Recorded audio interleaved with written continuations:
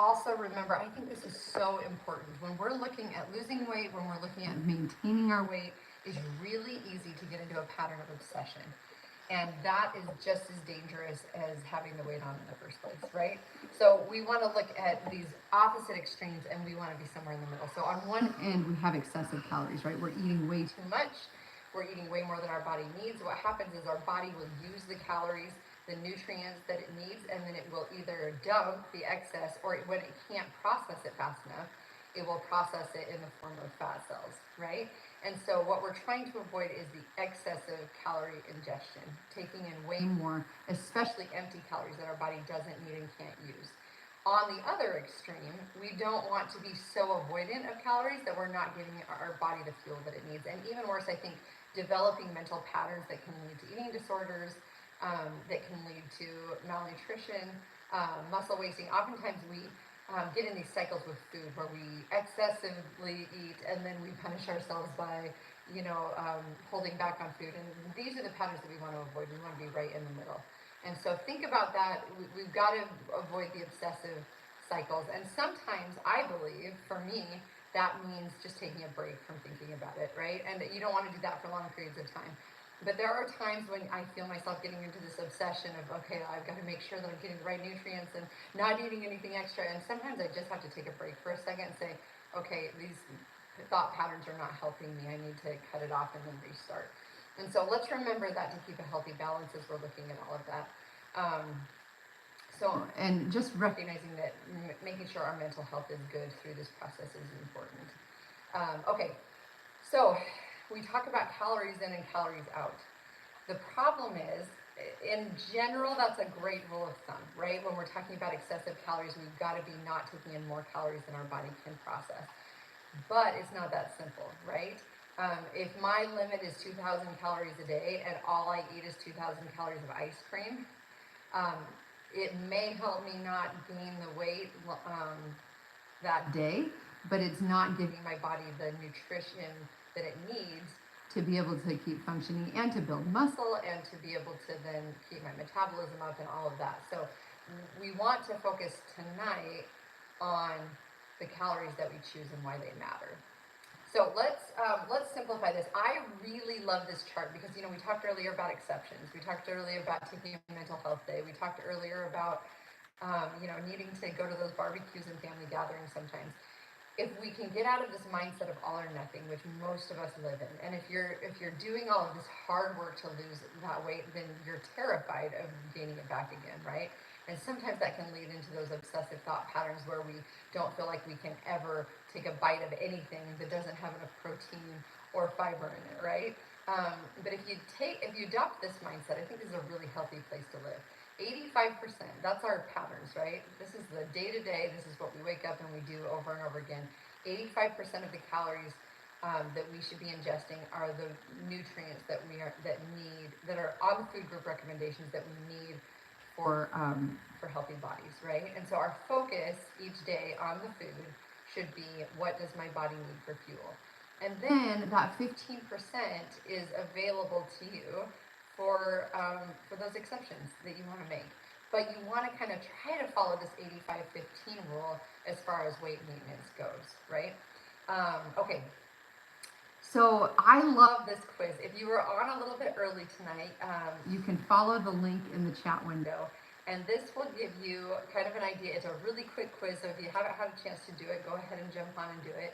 It's at myplate.gov, and then you go to the plan. For those of you following along on YouTube, you can go myplate/plan.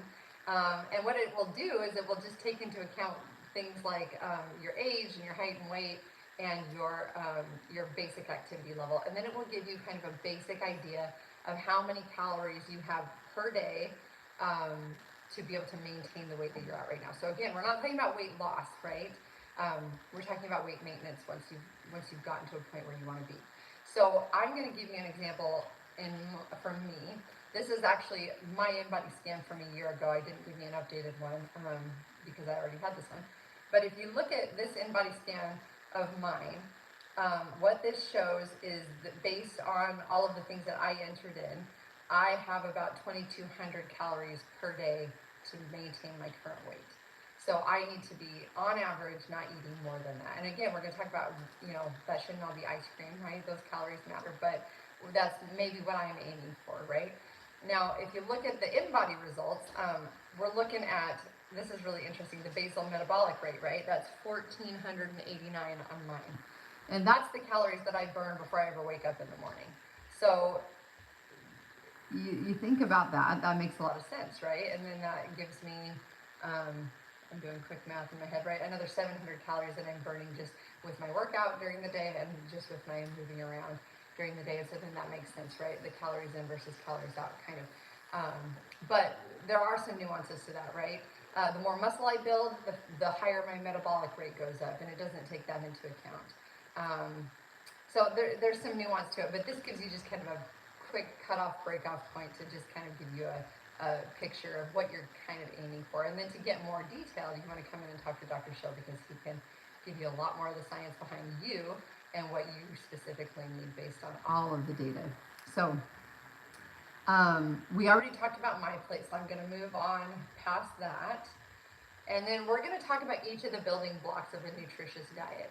So we're going to give you some details of why each building block matters, why none of them are your enemies. I think one of the biggest transitions we need to make surrounding food is to not see any of it as an enemy, but instead be focused on what we want to get first into our body.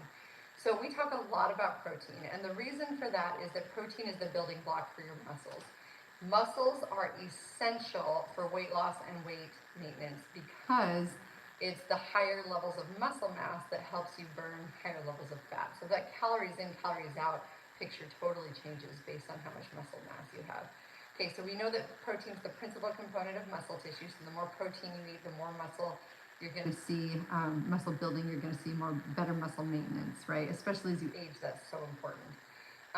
It's also, maybe you didn't know this, building blocks for your hormones, for your bones, for your vitamins, for your skin, for your cartilage, for your blood, and for your enzymes. So protein plays a huge role in the health of a lot of systems in our body. It also contributes to your immune system. It can help carry oxygen in your blood. And it also provides a lot of the vitamins and minerals that your body needs. Some of them, vitamin B, iron, magnesium, zinc, EPA, DHA, and vitamin D. And if you look on this slide, it can kind of give you an overview of what each of those vitamins and minerals provides for your body. All really important components to a healthy system. Okay, how much protein does your body need? Well, a lot of sources are saying 10 to 30% of your daily calories should be protein. Now, that can range from 50 to 150 grams per day. Dr. Shill's recommendation is you should be shooting for about 1 gram per pound of ideal body weight. So what that looks like, for somebody like me, for example, I'm looking at between probably around 140 grams per day, right? Based on my height and my, ideal body fat percentage. That's what I'm looking at. That is a lot of protein. And most of us don't want to eat that much steak. My husband might be the exception. He could probably eat that much steak in a day, but I cannot. So now we got to look at what else can we eat that has protein in it, right? I'm going to get to that next, but first I want to just say a word about plant versus animal protein. There's a lot of controversy surrounding this, and there's a lot of research that you can look up, right? I'm not here to tell you exactly what's right or wrong. I think there's a lot of great points out there, so I'm just going to give you a few things to think about. The first thing I would say is that always, this is what I learned when I was in nursing school, always be looking at your sources, right? You need to recognize the biases that exist within sources, what their agendas are. That's not to say you should be skeptical of all research, but just recognize that one group is going to say one thing, somebody else is going to say something totally contradictory, and it helps you to weigh those out when you recognize what the agendas are for each group. I think that there's pros to both types of protein, and that's kind of where we stand at Shill. That's what we encourage our patients to do. For example, the pros of plant protein. There are a lot of studies out there. There are some that contradict this too. So again, we're learning as we go. There are a lot of studies that suggest that too much animal protein, we're looking at like eggs, red meat, even too much dairy, right, can contribute to higher cholesterol, which then of course in turn increases your risk for cardiac events and for heart disease. And so a lot of people that are very plant-based advocates are saying that you want to go strictly plant-based and avoid all animal protein just so that you can improve your heart health. Now, on the other side of that, we just read some research last night, actually, that said animal protein actually provides the entire spectrum of amino acids that you need for muscle building, whereas plant proteins, no one plant source will provide all of those amino acids. So you have to get several different sources of plant protein to equal the amount of amino acids you're going to get in the animal protein. And the reason that that's significant, this is a great visual. If you think about, those letter boards that you can buy, and you can write messages on the letter boards, and each letter board might come with, 5 A's, 5 E's, and 3 I's, and 2 U's. The letters that are used less frequently are going to have less letters. But if you want 10 A's, right, to create a word, then you're going to run out of those A's, and you're going to have an abundance of Z's, but not enough A's, right? And that's the same thing with amino acids. When you're looking at building muscle, you're going to need to have all of those essential amino acids to be able to build that muscle. Animal protein provides that. Plant protein, you have to get it from several different sources. So there are arguments on both sides. We tend to encourage people to do a little bit of both, right?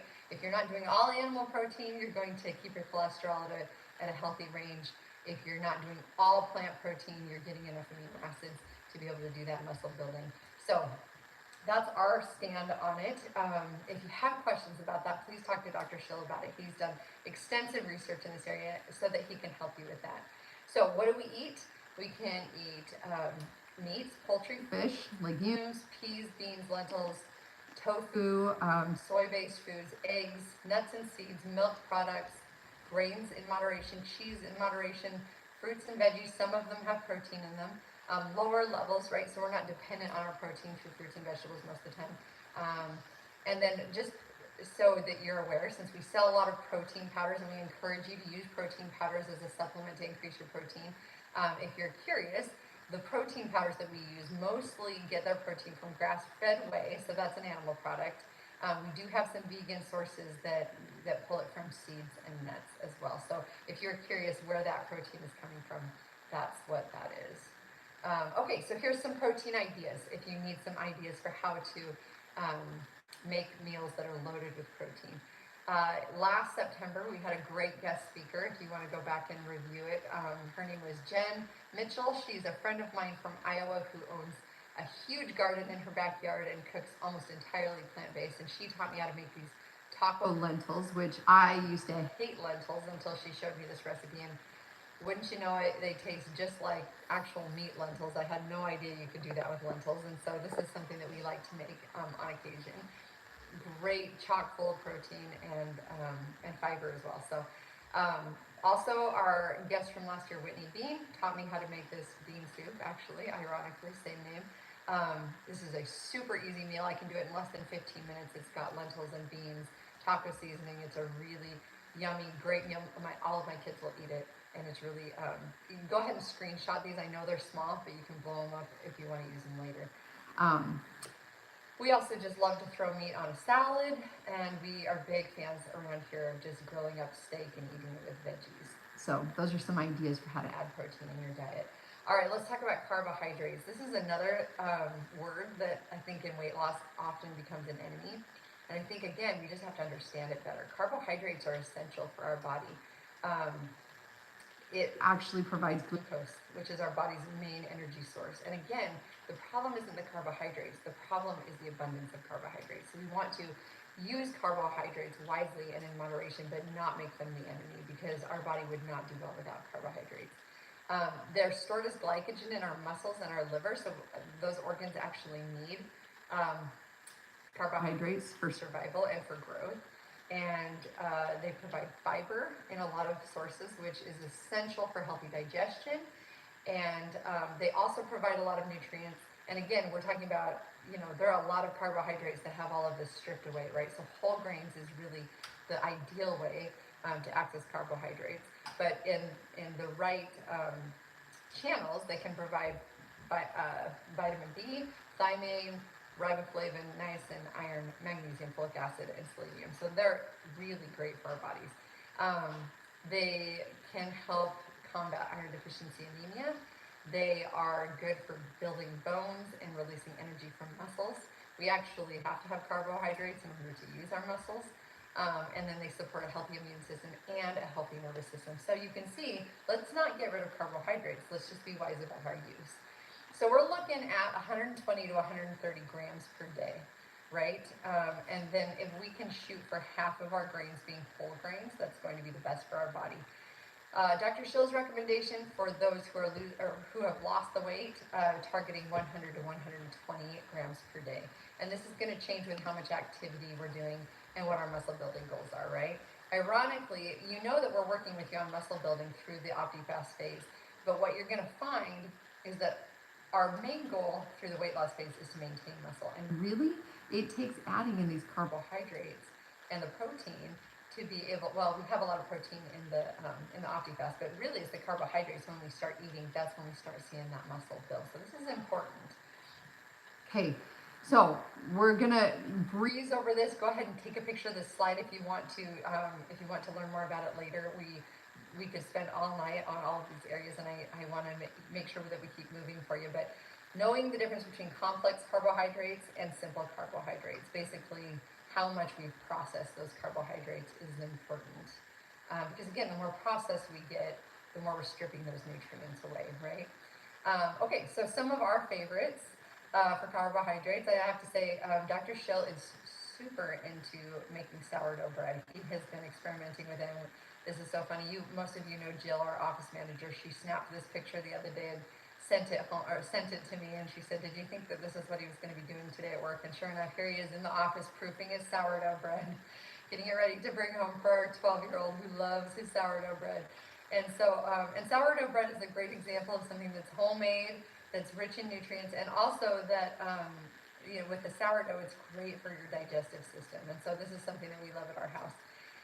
Another one of my favorite recipes that I've included here is stuffed sweet potatoes with buffalo chicken. It's so easy to make.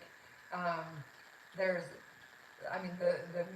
majority of the carbohydrates is coming from those sweet potatoes, right? So we're not looking at processed carbs, and so it's healthy carbs for your body, great nutrients, and tastes amazing. So also, I guess I put on there roasted carrots and potatoes. One of my favorite side dishes that's so easy is just throw a bunch of carrots and half a bunch of baby or new potatoes. Sprinkle a little bit of seasoning on them, a little bit of butter, and stick them in the oven for an hour, and they make a great side dish. And carrots and potatoes are a great source of carbohydrates as well. So there's some ideas for you. Okay, let's talk about fats. See, we have now hit two areas that we try to avoid usually with weight loss and weight maintenance. And again, our body needs fats in the right quantities.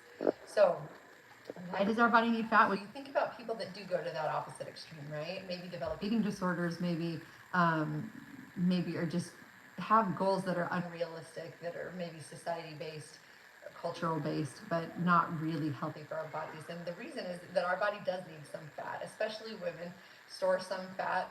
That has to do with our natural makeup for birthing children. That's important, right?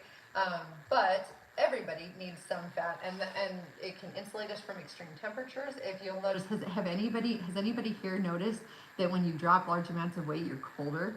Have you noticed that? Suddenly, places that you didn't used to be cold, you're freezing cold. So, in an evolutionary standpoint, we need some fat on our bodies to keep ourselves warm, right? It can also protect our vital organs. It's needed for healthy cell membranes, especially in the brain. And it's also an important component for hormone production. Again, people that go to extremes with fat loss, their hormones get all messed up, right? And so we have to find the healthy balance here. And the way that we measure that is by looking at our healthy body fat percentage, which is what we're measuring on the in-body scan. It also, having the right amount of fat in your body can enhance the absorption from some vitamins, and that includes A, D, E, and K.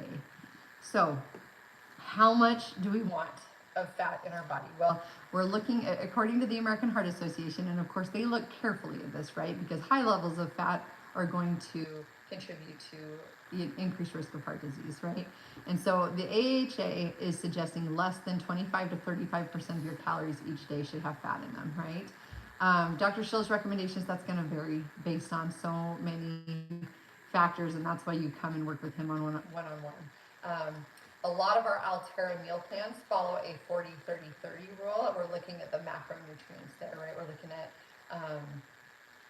protein, fats, and carbohydrates. And so I love that the Altera meal plan will break it down for you exactly how much is in every meal and exactly how much you're ingesting every day, so you can kind of get used to what that looks like. Okay, so again, I apologize. This is a small slide. Go ahead and screenshot this. We're not going to go into great detail with this, but we're looking at the difference here between saturated fats, monounsaturated fats, and polyunsaturated fats. That's a whole webinar for another day. But this, if you want to screenshot that and look at it later, it gives you a whole list of what each one of those look like, and you know which ones we really want to be focused on. So the best kinds of fats obviously are going to be the omega-3 fatty acids, which we're going to find in a lot of fish, and it actually can decrease your risk for heart disease. So isn't that interesting? This is just really illustrating that balance again, right? Too much fat causes heart disease. Not enough fat can cause heart disease. So we want to be right in the middle and give our body the amount that it's asking for and that it needs. Okay, here are some recipe ideas that use some amounts of fats.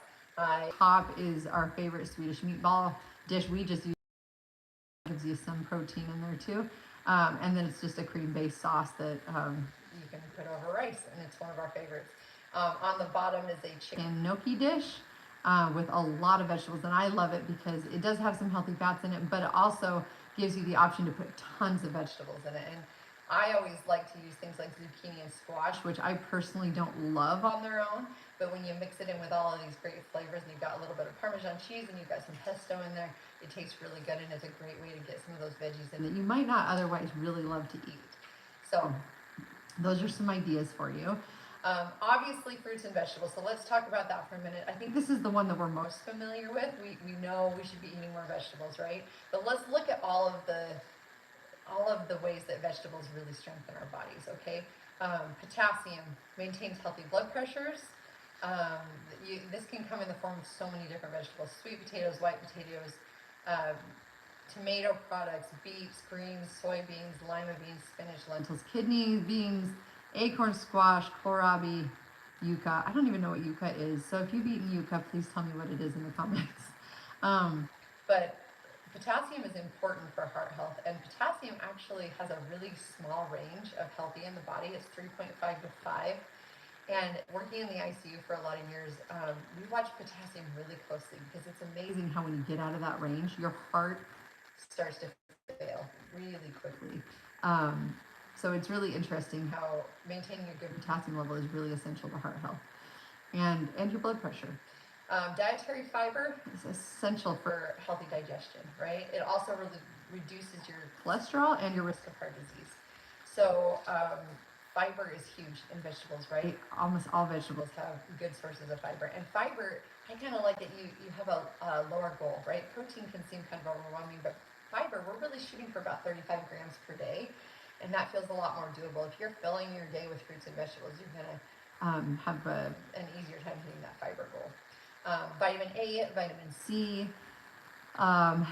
It's got a lower calorie, higher nutrient ratio, which means that if we're shooting for that, say I'm shooting for that 2,200 a day that we talked about, filling my body with vegetables is going to be a great way to give my body nutrients while like taking a lot longer to hit that calorie goal, right? It's also providing a lot of things that your body needs for healthy building blocks for bones, hormones, all of those things, you know, through calcium, folate, magnesium, antioxidants, sodium. It's going to give your body all of those things that it needs, which is amazing. If you want to screenshot this, there's a link down at the bottom, fruitsandveggies.org. This was a great place to go and get lots of ideas for different vegetables that you can try. And I always suggest here, you know, think about the vegetables that you like and try them again, and then always try something new and see if you might like it. Okay, so how much? We talked about this already. We're going to fill half of our plate with fruits and vegetables, and we're going to focus on whole fruits and veggies. It's tempting to eat, you know, I mean, I love sweet potato chips or apple chips. Those are okay on occasion, but we want to make sure that we're eating as many whole fruits and vegetables as possible. I know they can get expensive, when you're shopping. You know, it's a lot cheaper to buy canned pears than it is to buy fresh ones. But as much as you can, or consider growing some of your own, you're going to do your body a favor by doing as many whole, fresh fruits and vegetables as you can. Also, remember, for non-starchy vegetables, it's really hard to overdo it calorie-wise. So go crazy, find the ones that you like, and enjoy. So some ideas for how to incorporate more fruits and veggies if you like salads. Roasted veggie trays are a great way to, do dinner. Throw on a little bit of meat and tons of veggies with some seasoning and spices, and it's a great, easy dinner. Raw veggies with hummus or low-fat salad dressing.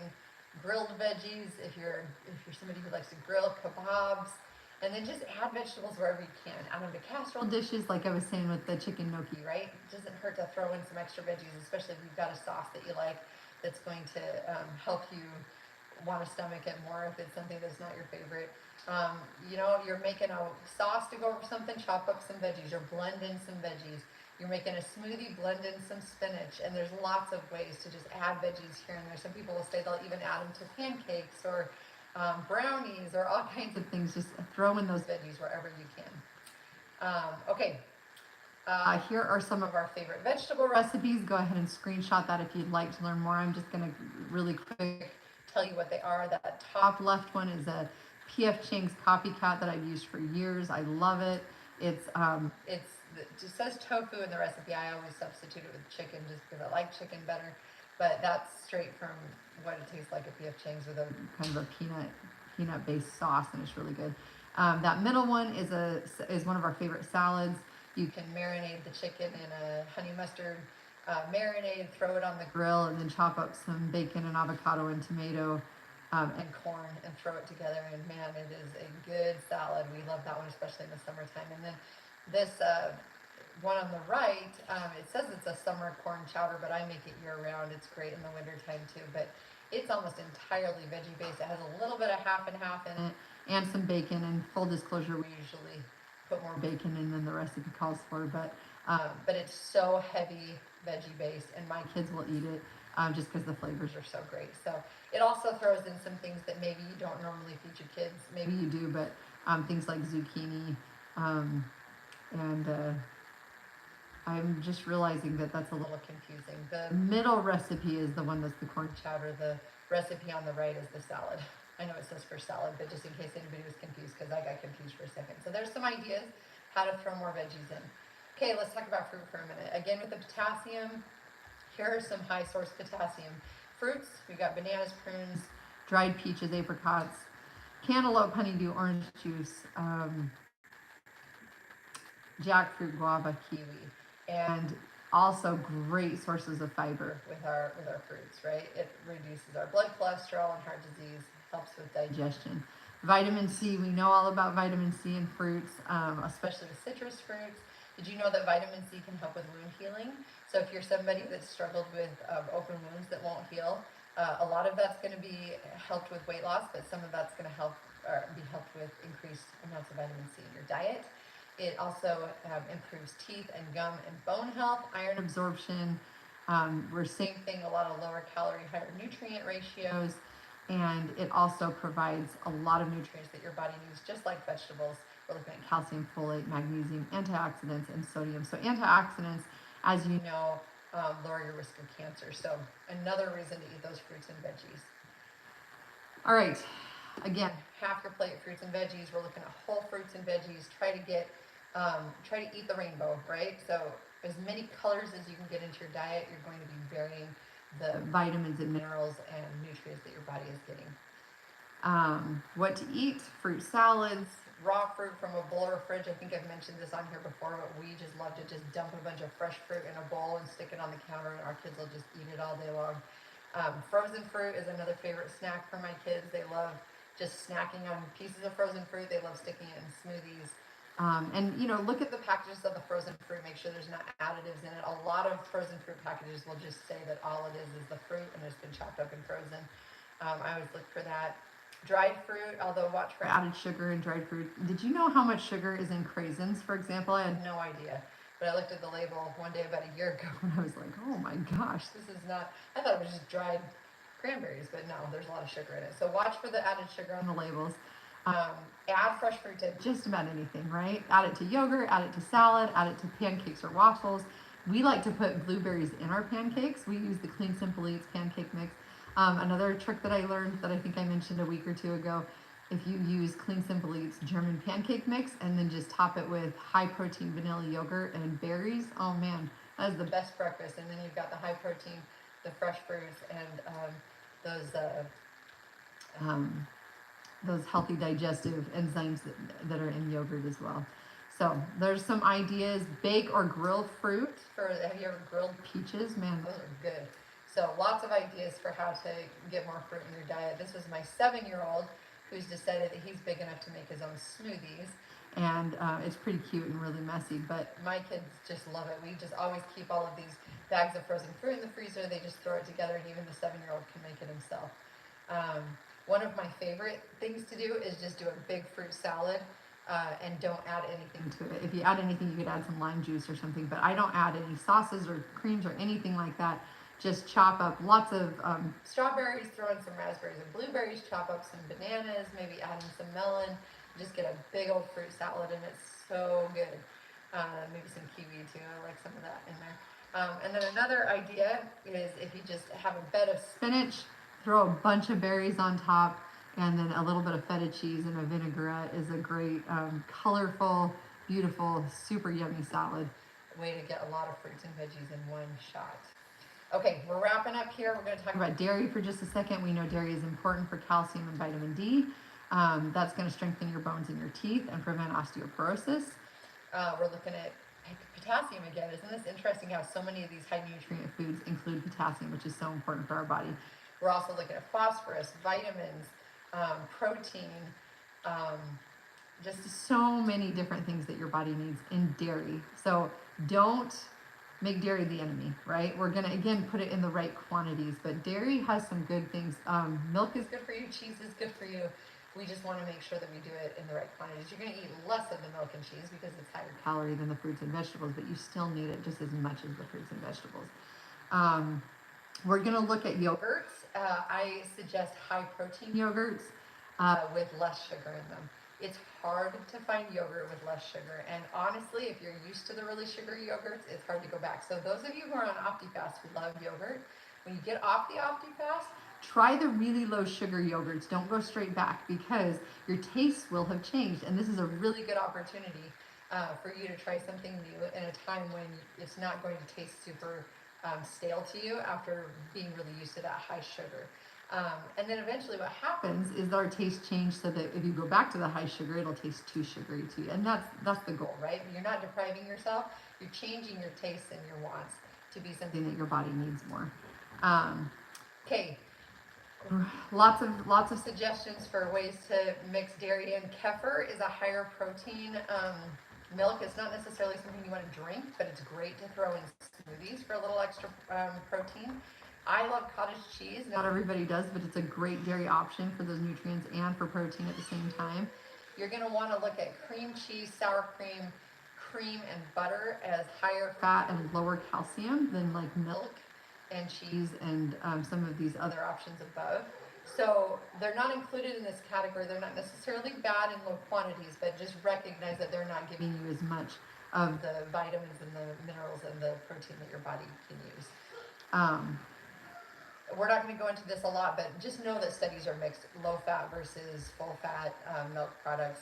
You know, certainly you can eat more of the low fat, but then also the higher fat content can make you feel full faster.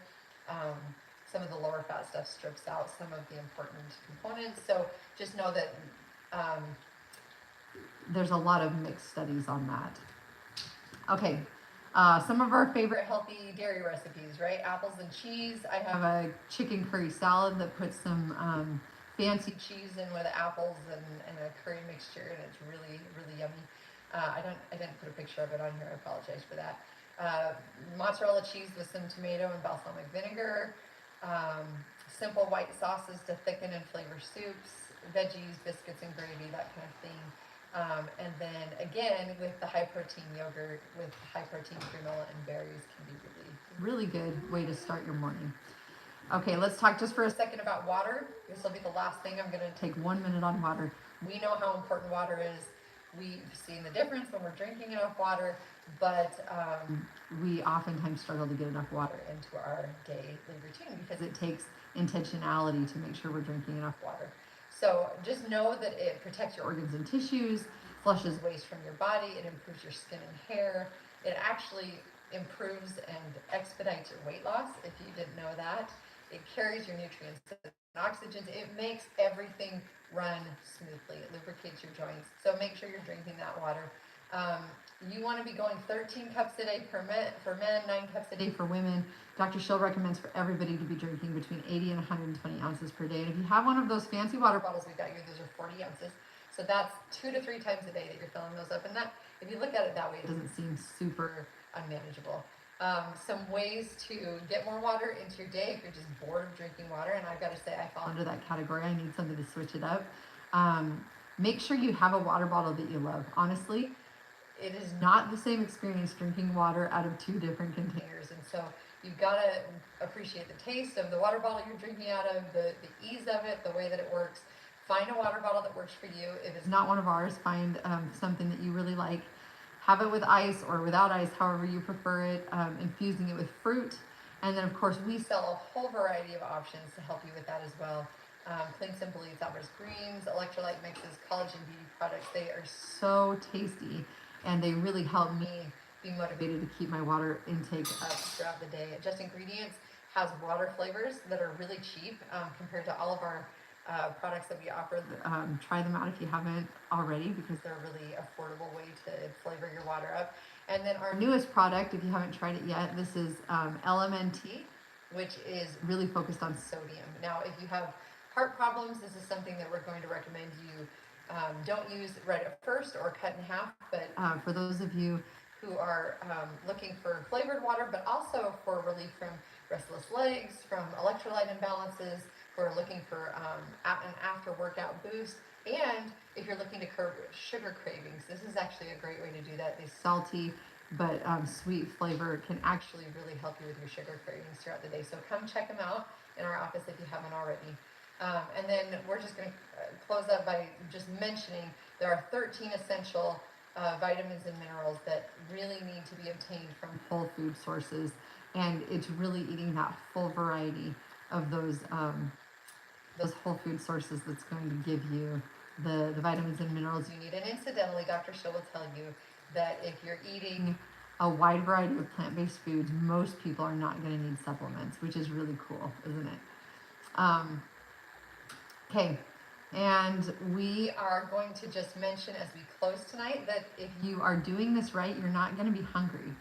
I love this approach because you're not depriving yourself of anything. You're just focusing on fueling your body first and then enjoying food second. And it just makes it a lot more sustainable that way. So my challenge for you, if you're in a place where you're eating food, try this out now. If you're not and you're looking forward to this, then this is where you're going to start when you enter food again.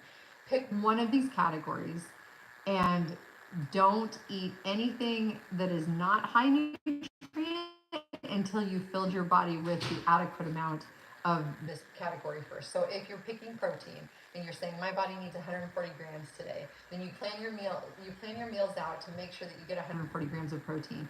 And you don't eat a cookie for lunch because you're saying, wait a second, I need this high protein first, right? And you're not going to reach for the potato chips because you're focused on filling your body with those nutrients first. And then once you've filled yourself with 140 grams of protein, first of all, I promise you, you're not going to want to binge eat 10 cookies after that because you're going to feel satisfied, you're going to feel strong, you're going to feel good. It doesn't mean you'll never eat a cookie again. But again, we're focused on the building blocks first and then that 15%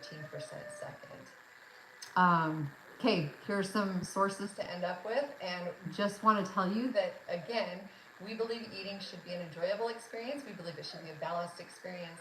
And we will continue to walk you through this every step of the way and customize this to your needs. So thanks for joining us tonight, everybody. We're excited to see you next week with Whitney Gibson. Please join us for that. You're going to love what she has to say, and you're going to love this program that she has to offer. Have a great night, everybody, and we'll see you next week.